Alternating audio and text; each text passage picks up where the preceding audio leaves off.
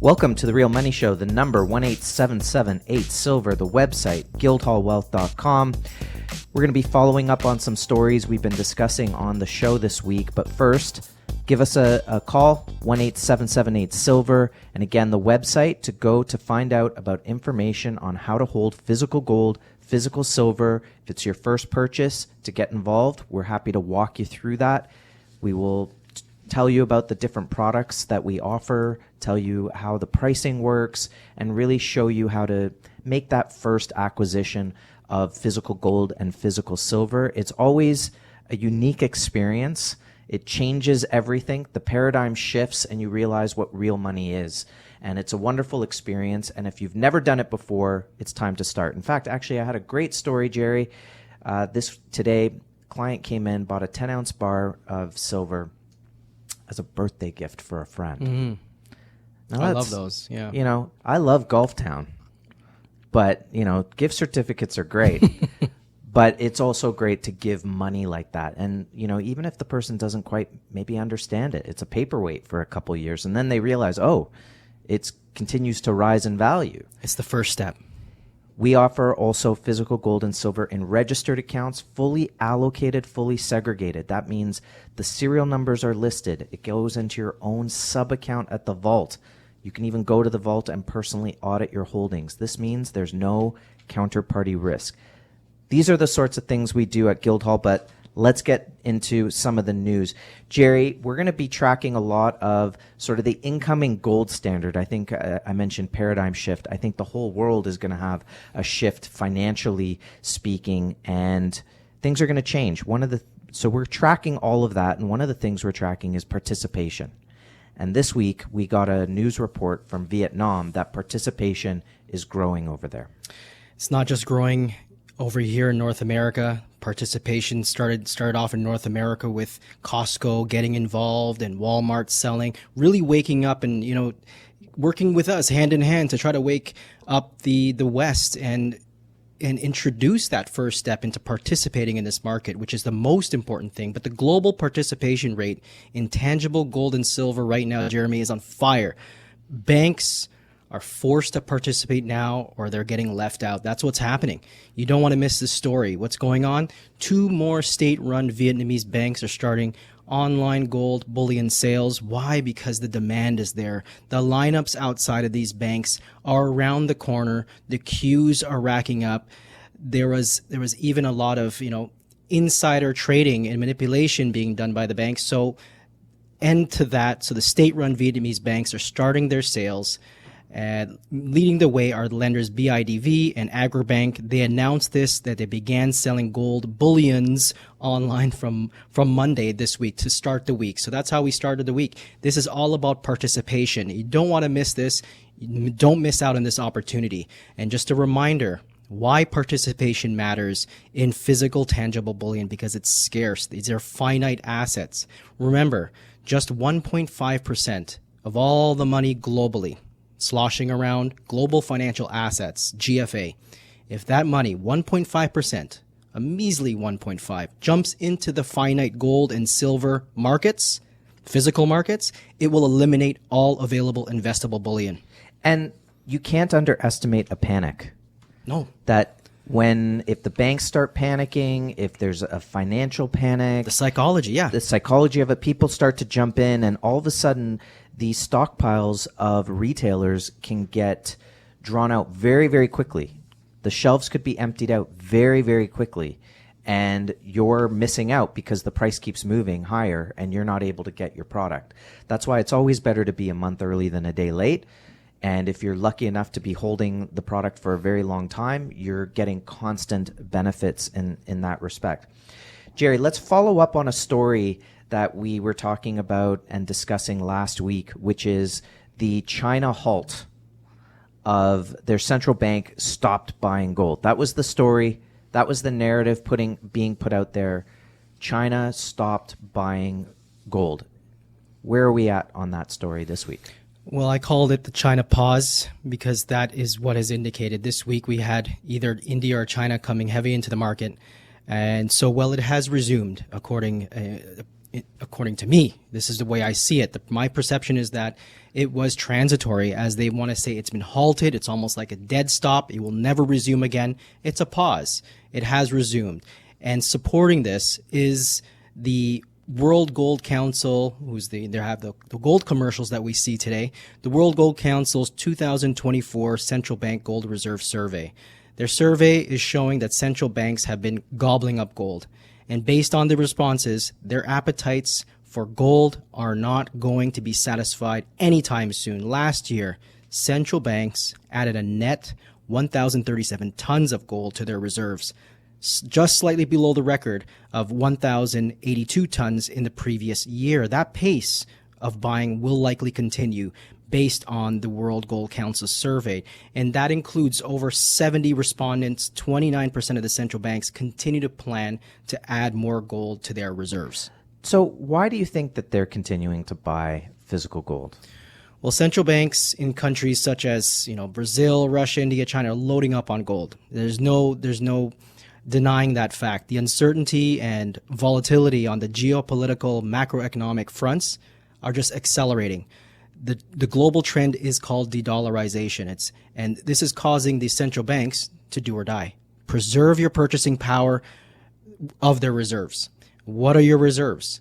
Your reserve has to be decoupled from the craziness that's happening in the fiat currency. Because remember, the paper money eventually intrinsically goes to their value of zero. Jerry, have you heard about the unit? I have. I kind of just heard about this week. I was listening to an interview on Arcadia Economics that we often go to. They're an incredible source, especially if you're holding physical metal. Once you're holding physical gold, silver, you've got skin in the game. All of a sudden, you're open to learning a lot more, I find, with people. And so, to me, it's a great resource. They had an interview with Matt Riley. He is former military intelligence, and he has done a lot of research on the unit. And this is going to be something that the BRICS are working towards. Effectively, it's a 40% gold backing, and the other 60%, you cannot have more than 30% in a given currency. Mm-hmm. So no currency can dominate. It's kind of like the SDR, special drawing rights, for BRICS nations. You have to be allowed into it, but it's backed. And the idea is, if you follow someone like Vince Lancy and the concept of mercantilism, is if you need to settle up a trade at the end of the month, that's what the gold's for. Yeah. So if you're a BRICS nation and you're buying all of this gold, as we've always said on this show, he who owns the gold makes the rules. And when the music stops, you want to have a say at the table, and that's what all of these BRICS nations are doing. Yeah. So last year, when the BRICS had a meeting, we described it as lions on the border of territory, marching back and forth, just pacing, not ready to take on ready to take on a fight, but making their presence known on high ground. That's right. And I think this year, it's going to be a different story when the BRICS get together. I think they get together in October, I believe. Yeah, they're just continually meeting. We have Thailand that has applied to join the BRICS, and we also have Malaysia has announced that it will join the BRICS as well. We'll talk about it in the next segment. But very important to discuss this currency that will be based on the BRICS bridge, which is called the M-Bridge, which is a cross-border central bank currency platform similar to the SWIFT system. To counter that, it's a platform developed by 4 central banks, including BRICS members, started with China and the United Arab Emirates. And this unit, which is a token, is a unit of account on the ecosystem, the M-Bridge. The intrinsic value of the unit is actually derived from the current value of the basket of assets, underlying assets measured in gold. The economic value of the unit token is determined by the supply and demand. The supply and demand are determined by its use as a medium of exchange and or as a store of value. So it serves multiple purposes. This is a perfect currency, and the white paper is here. We have it to download if you'd like to get the white paper for this currency on how it works. But the benefits are exactly what many people, in the past have tried to attain. From JFK to Muammar Gaddafi, we'll get into those guys a little bit, and Saddam Hussein. They wanted to create a way for their currency and to protect their sovereignty, and that's just what this currency will do. Many benefits, and a lot of it has to do. The key word is measurement. Measurement. Gold is a measurement, and so money should be a measurement beyond as well being a store of value. And that key idea of measurement. If we ask you right now, maybe you're listening on your phone, maybe you're in the car. What's the value of the Canadian dollar? I don't know. Is it 1.37 against the U.S.? What is it? See, the problem is when you have all of these currencies bobbing up and down, it's hard to tell what the value of it is. And if you don't know what the value of it is, it's easy to be stolen from, right? It's easy to have people steal from you because you don't know what it was worth. Exactly. We could get into a synthetic diamond conversation here. The number, 18778 silver, the website, guildhallwealth.com. There's more to come here on The Real Money Show on 640 Toronto. We'll be right back. Welcome back to The Real Money Show. The number, 18778 silver, the website, guildhallwealth.com. At Guildhall, we're only dealing in physical precious metals. We're not dealing in equities. We're not dealing in futures or options. It's about getting rid of counterparty risk. It's about getting out of the banking system and really protecting yourself and providing yourself insurance against. There's a lot of things that can happen right now. There's a lot of fragility in the system, and you want to make sure that you're out of harm's way. And gold does that. Gold and silver have always done that because there's no counterparty risk. They are negatively correlated to currencies, negatively correlated to the dollar, US, Canadian. And so having physical gold and silver in a portfolio can be so important in that respect that you've actually hedged and actually diversified. You're not just diversified in all of these equities that are all valued. We talked about measurement in the last segment, that are measured and valued in a currency. We want to be away from that. We want it valued in ounces. And that's what's so great about being able to hold physical gold and silver in a registered account where it's held in a vault facility outside the banking system, but still part of your retirement. Exactly. Which I think is fantastic. And on a very small note, Jerry, I had a client asking me about capital gains. Now, I can't give capital gains advice. I'm not an accountant. I'm not an advisor. Right. You have to go and find that information. But what I found interesting about that is, I believe you and I were talking last week about in the United States, they've got organizations that work with congressmen. They're trying to, number one, get rid of taxes on the purchase. In Canada, we don't have taxes on the purchase. If you're buying 99.9% pure gold or silver, there's no taxes on that. You can buy it without tax. If it's a different type of product or less purity, there's taxes can range, right? But the other side of it is, if gold and silver are money, then you shouldn't be claiming capital gains. This is an opinion. I'm not giving advice. And in the States, they're working towards, state by state, you have to go state by state, that there shouldn't be capital gains on the sale of precious metals. On money. On money. And that is a key step towards a standard, right? Of being able to use gold and silver as money, that there shouldn't be a capital gain. So just my own personal experience, going online, trying to figure it out. Clearly, if you have gold and silver in an ETF, it's an equity because you don't really own it. It's through the bank or through a firm. And so it's a security. And so automatically there's going to be withholding outside your registered account. Very clear, yeah. Outside your TFSA. On gold, just my personal experience, I had a real tough time trying to figure it out. So we have to find an accountant who's got that information. My point here is that it's hard to find. You have to really go out and seek that advice.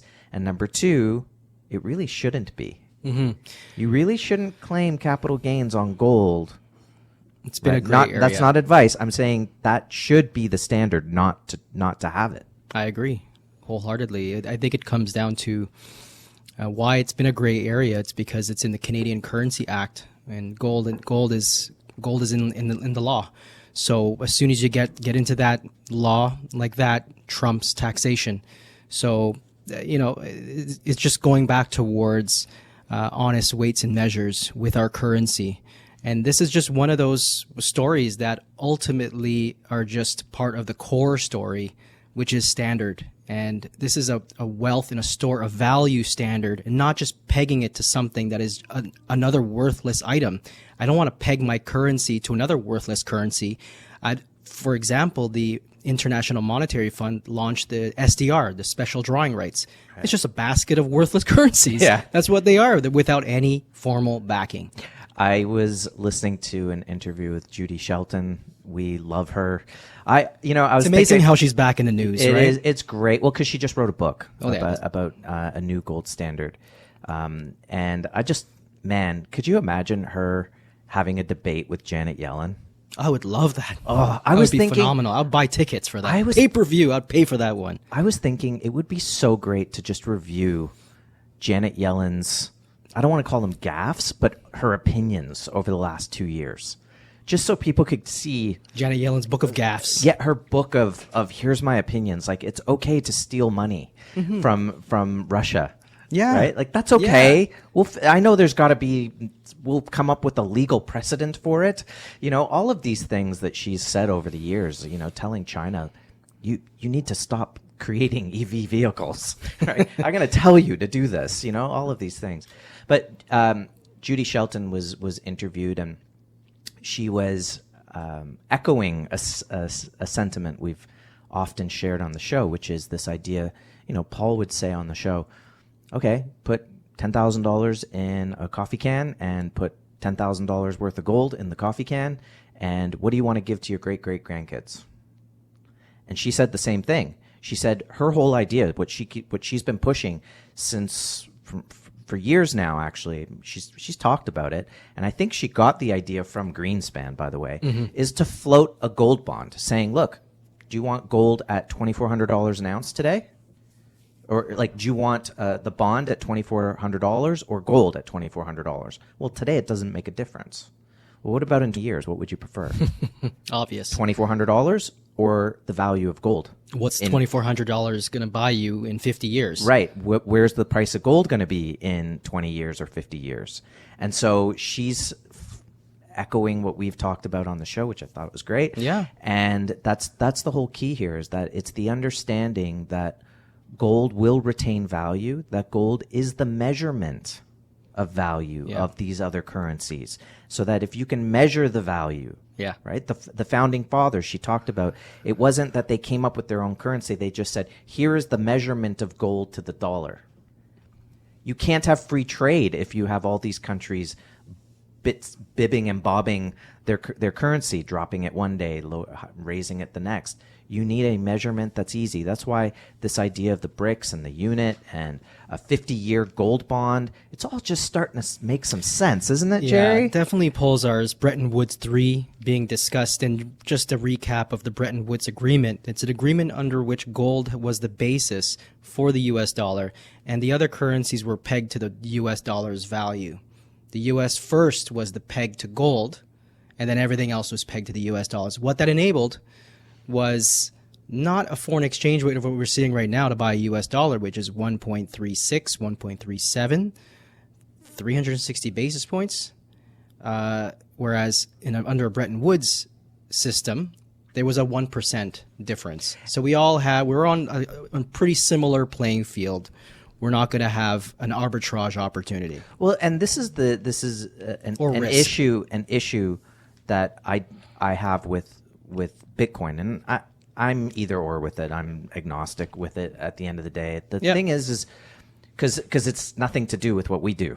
It's totally different. We accept Bitcoin and we hold some Bitcoin. But I'll jump onto message boards and things, and I'll say, what should its value be? How many Bitcoins should it take to buy a house? And no one ever really answers the question, because there is no answer, because how do you derive the value? And the fact is that if there's no barrier to entry, that's another issue, right? If there's no barrier to entry, how do I measure the value of this thing? If I had to come up with $70,000 to buy a Bitcoin instead of coming up with $300, I would think twice about putting up $70,000 to buy the Bitcoin. But because I only have to put up $300 and there's no barrier to entry, the price of $70,000 has no bearing on my decision. The only thing that's bearing on my decision is, will it go up? And we can talk about, hash rates or whatever. It doesn't, we're in a different discussion now, right? So I want to bring it back to the peg. We're talking about a peg, a measurement, a peg. So Tether is having a peg problem too, right? Are they ever? I think I talked about this months ago. Tether, for those who don't know, it's the best, quote unquote, best stable coin in the world. It helps the transactions from, let's say, Bitcoin or Ethereum. If you do transact and sell these cryptos, you usually jump back into US dollar USDT, US dollar Tether. It's the best stable coin. Why? It boasts number 4 on global market cap, with a market cap of $112 billion market cap. And what's interesting about this Tether, it's supposed to be 1-to-1 with the US dollar. So for every Tether, there is a US dollar in the storehouse somewhere, a US dollar. They have fiat. So they've pegged this thing 1-to-1 with fiat. And my concern with that, and my perspective back in the day when I heard about this, was how important, number one, Tether is to the entire crypto space, to the Bitcoin space. But how are you going to peg this crypto to a fiat currency? Pegging it to something without value will eventually fail, in my opinion. And that's the story. Tether today has launched a new gold-backed dollar tracking token. So another token called Alloy, it's going to be backed by the gold peg, the asset of gold. Now the question is, again, my own mind and the way I think, are they going to have the gold? We don't know. I highly doubt. They may not be 1-for-1, but they could have some. But the point is that they realized that pegging to the US dollar was a bad idea. It will never work and it will never fly. In order for this Tether system to be safeguarded, they needed to pull out the trusted yellow metal, and that's gold, to back up this Tether system. And so what happens, as we've been having this discussion, what happens when you have these type of entities, Tether backing gold, BRICS nations that want to work with each other, backing with gold? You have retail investment where people are looking to back their own books, their own investments with gold. This kind of gets back to what you were saying of what would happen if 1% of the people decided to move in to do their own backing. What kind of pricing could we be looking at in the gold market? And then obviously by right, the silver market. I was talking about, Bitcoin at 70,000. Well, who cares? Sure. I don't need to make that economic decision. But gold at $2,400, or if it goes to $4,000, I might be thinking, well, maybe I'll buy a lot more silver instead of gold. So what could the prices look like if everyone decides, hey, I want to back too? Then when you add the psychology with the mania of acquiring this asset that you can't get a hold of, it becomes unobtainium. That's something that Neumeier talked about, where this mania happens, and if you cannot get a hold of it, the price has to let go. And we're seeing the price machinations happening in the market, global markets between West and East. Just today alone, the market swung today 4%. And this is coming as the Shanghai price is over like $34 an ounce, whereas today we're back in the mid 29 level. Just yesterday we were over 31 silver. So the paper price of gold and silver are feeling the effects of the draining happening from the exchanges, because yes, the mania is happening. They want to take delivery of this asset that is so important. Out of the exchanges into private hands. It's almost like there's an opportunity cost to not own physical gold and silver, because there's such potential for its price to rise significantly. There's a cost to not have it at all at this point. When everything else is overvalued, you want something that's undervalued. And gold today, especially against the debts and the fiat currencies, is incredibly undervalued, both gold and silver. That's right. So if you want to hold some physical gold and silver in your portfolio, physical, you can give us a call, the number 18778-SILVER, the website guildhallwealth.com. There's a lot more to come on The Real Money Show on 640 Toronto. Welcome back to The Real Money Show, the number 18778-SILVER, the website guildhallwealth.com. Jerry, every so often, in the morning, I'll jump onto Zero Hedge and just kind of scroll through, and don't we all? Yeah, and if something just kind of catches my eye, I'll just put it onto our X feed. What caught your eye? Well, so this caught my eye. I didn't read it at first. I thought, this is important. I feel like this is important. And maybe the reason it was important is because while I do listen to you intently, I think I missed this story because you've been talking about Japan and warning about Japan on our show. And this article said the music just stopped. Japan banking giant Norinchukin to liquidate $63 billion in treasuries and European bonds to plug massive unrealized losses. I thought, well, that sounds important. So as I read through the article, which is funny, what were you just mentioning in the last segment about 112 billion?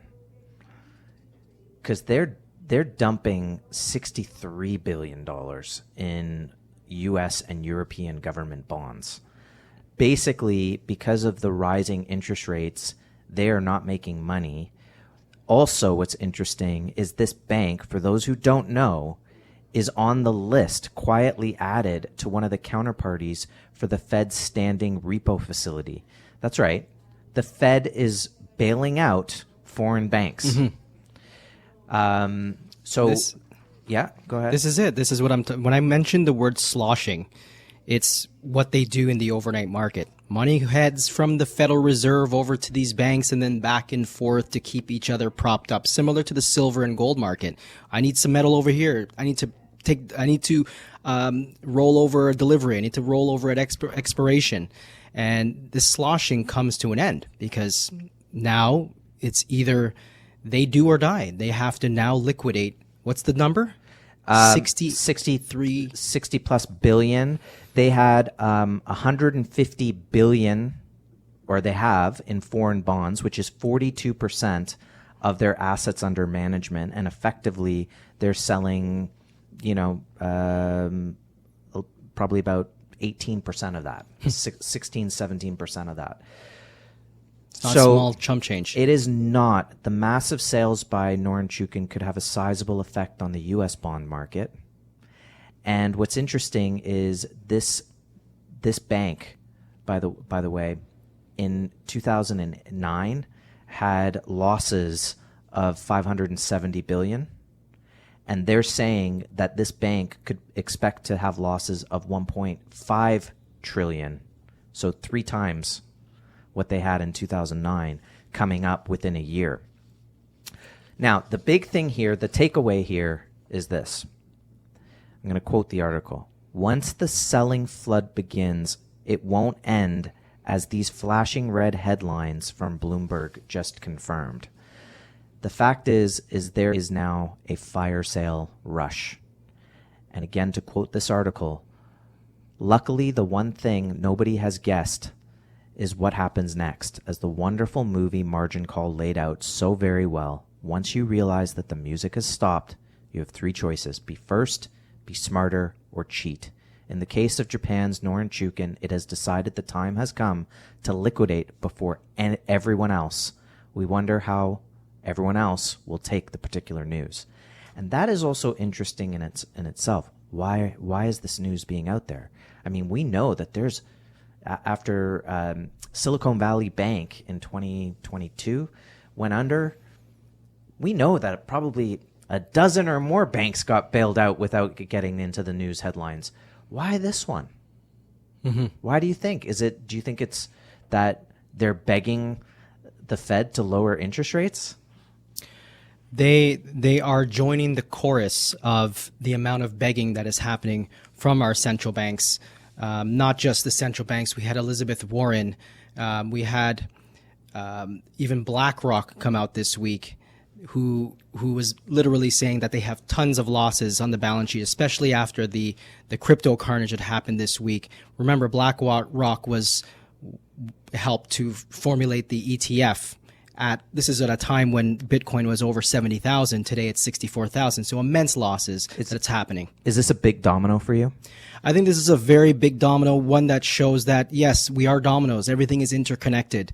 And this highlights you want to be disconnected from the domino effect. And by holding a portion of your own reserves, central bank reserves, bank reserves, in physical gold and silver, it's a unique combination of global liquidity and independence from devaluing currencies, from these crazy financial institutions. These are what they call zombie banks, where they have even quadrillions of toxic derivatives on their market, on their balance sheets.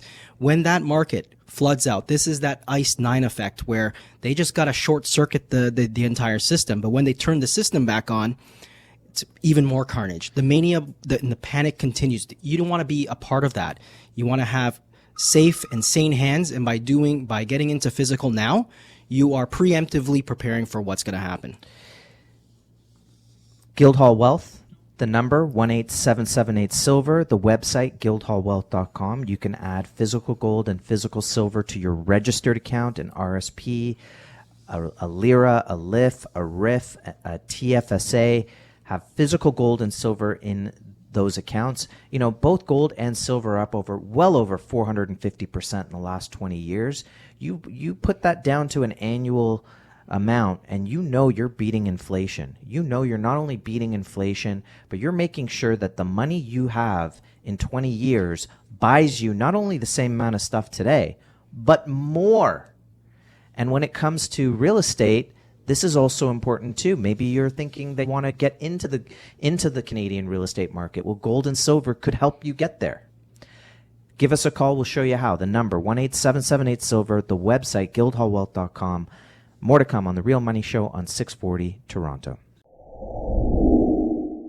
Welcome back to The Real Money Show. The number 18778 silver and the website guildhallwealth.com. Jerry, this has nothing to do with precious metals, but maybe it has everything to do with precious metals. This is a tweet that is now 6 years old from Greta Thunberg. Oh, okay. A top climate scientist is warning that climate change will wipe out all of humanity unless we stop using fossil fuels over the next 5 years. But that was 6 years ago. We're still here. We're still here. We're still here. And that's the case. You can say gold is a relic. Gold and silver will never be money again. They don't pay a dividend. You gold bugs. We will be here in 6 years That's right. from now. That's right. Before we get into some of the other, getting back to the news on the BRICS and what's happening in Malaysia, I wanted to just talk about an article from Better Dwelling. It talks about Canadian mortgage borrowers are too indebted to fail at the big six banks. So what this article is talking about is saying that, you know, in Canada, mortgage amortizations should be 25 years max. But as there was a lot of variable mortgages and banks elected to stretch out those mortgages sometimes up to 35 years to help accommodate and alleviate the stress in the market. And we do know that there's, I think, something like $1 billion worth of delinquencies or something in Ontario. And rising. It's rising. But it's gotten to the point, Jerry, where BMO holds 21%, CIBC holds 20%, RBC 19%, TD 16.5%, where loans are at 35 years or more, to the point where the regulators are saying, we can't enforce the rules here because it will cause too many problems. If we do, then this will happen. Too big to fail type stuff. Yeah. What do you make of that? How is it that you can have these sort of mistakes? You know, you have all these Canadians who are saying, I can't get into the market. Well, you should be able to, right? I mean, I don't want to see anyone lose their home. But if you can't afford the 25, the bank should have never have given you it, right? So shame on them in the first place to not be able to notice what could happen and not do proper risk assessments. But now you have a bad bank broker and a risk taker real estate person who just said, well, they said I could have the money. And then that's because they're not being forced to sell. And so the market's not being forced to find true value. Yeah. You've got people complaining that they can't get into the market and no reason. The regulators won't regulate it. Well, the way that it's packaged to the average Joe, the average real estate buyer, is that these investments are safe, that the regulators are going to take care of the situation, that if anything fails, they'll always come to the rescue. But this is inflationary, Jeremy. This is going to lead to more money printing by the central bank. Why do you say that? Because in order for them to cover all of these losses, the Bank of Canada will have to act, and they will have to go and potentially cut interest rates. But they're not saying that there's losses. They're yet. saying they won't take the losses. They're saying, no, we'll keep the amortization at 25, at 35 till things turn around. And that's the case. They're going to have to go to 40 or 50. This is a trend that is going to only... I'll tell you the problem with that. Sorry to interrupt you. Go ahead. I'll tell you the problem with that is you break the rule once, you might be putting that person into worse scenario down the road. What if inflation gets worse? What if the Bank of Canada has to raise interest rates and not lower them? You were trying to kick the can, and you just made it worse for your clients because the government decided, we don't need to regulate. We'll be cool with it. We'll be lax. But if it goes the wrong way, you're not helping anybody either. You're not letting them get out now. Instead of, it could be worse for them later. They're selling it at 20 cents on the dollar when they could have been selling at 70 cents on the dollar. Yeah, where do we find the responsibility? Who bears this burden when it happens? No one will. And that's it. The people will end up losing the hard way, unfortunately. And this is what happens with the central bank driven currency. It's this type of fiat system that ultimately leads to inflation and the importance of insurance protection against this type of inflationary system. Yeah, and some people say that holding physical precious metals is a hedge against the stupidity of central banks. Of course. Right? So this is another reason why you should be hedging with physical gold and silver, because we just don't know what could happen in the real estate market going forward. But it's definitely looking tenuous. Yeah, absolutely. So I think we have time to talk about the PetroDollar at this point. We want to get into that, or let's do it. All right. Well, we covered a story that has been swirling around. Did Saudi Arabia end its petrodollar agreement with the U.S.? These are headlines, and many headlines from the left, center to right, various from all sides. Just a quick summary: this is a 50-year-long petrodollar agreement between Saudi and the U.S. And the U.S. failed, and some warn that the U.S. dollar's potential demise is here. So what's actually happened? So some said the agreement required Saudis to keep the oil price in dollars, but others said that wasn't the nature of the deal. So for in context, in 1974, countries struck a deal to swap U.S. aid, military aid, for Saudi Arabia's investment of petrodollars in U.S. treasuries. So we've had over the course, so this deal apparently wasn't ratified. They didn't renew, and they were able to now explore other currencies for the purpose of selling their oil. That's a big story. So big that we had Dow Jones Market Watch saying the reports of the petrodollar system demise are just fake news. And then we had headlines from the right, from Newsmax, Saudi Arabia exits the petrodollar deal. That does seem to be a trend where the mainstream is calling everything fake news, even when it's real. It's the common refute. Is this a big deal, or Don't is this believe a nothing? Your eyes. Yeah, is this a nothing burger? Well, this is very important, because this is something that was attempted in the past, and it's actually happening today. The big writer was actually from UBS, who said it's not a big deal that the Saudis are looking to negotiate oil sales in other currencies. It changes little, he says, and this is Paul Donovan from the UBS weekly blog out of Switzerland. It doesn't matter, because its stock of financial assets are still dollar focused. The dollar's reserve status depends on how money is stored, not how transactions are denominated. That the Saudi Rial is still pegged to the US dollars, 3.75 for every $1. But my perspective differs than this writer.